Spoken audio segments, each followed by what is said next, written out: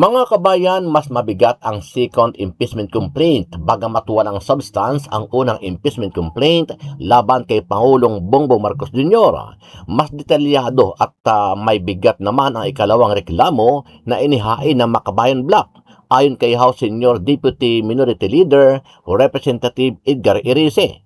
Giit ni Erice, dapat ipaliwanag ng Pangulo ang paggamit ng national budget mula 2023 hanggang 2025, partikular ang pagpayag umano nitong masalaula ng Kongreso ang pondo. Eto, panoorin natin ang naging pahayag ni Representative Edgar Erice. Yung pong unang maihain ay wala pong substance. At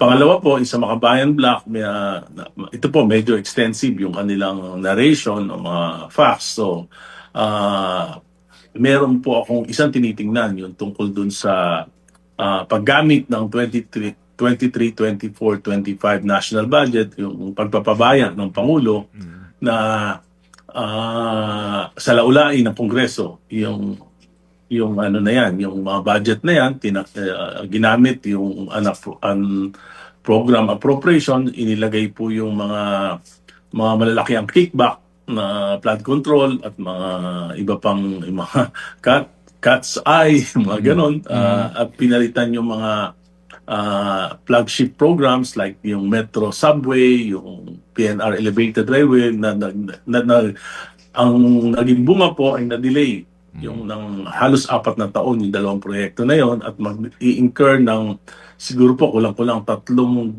bilyong additional expenses po para sa gobyerno natin. Yun po yung nakikita ko na dapat ipaliwanag ng Pangulo bakit siya pumayag. Bakit pumayag yung kanyang kabinete. At ito po ay unprecedented dahil sa lahat ng mga kongreso, wala pong walang ganyang kalalaking mga insertions, diversions at amendment. Ano ang masasabi mo dito, kabayan?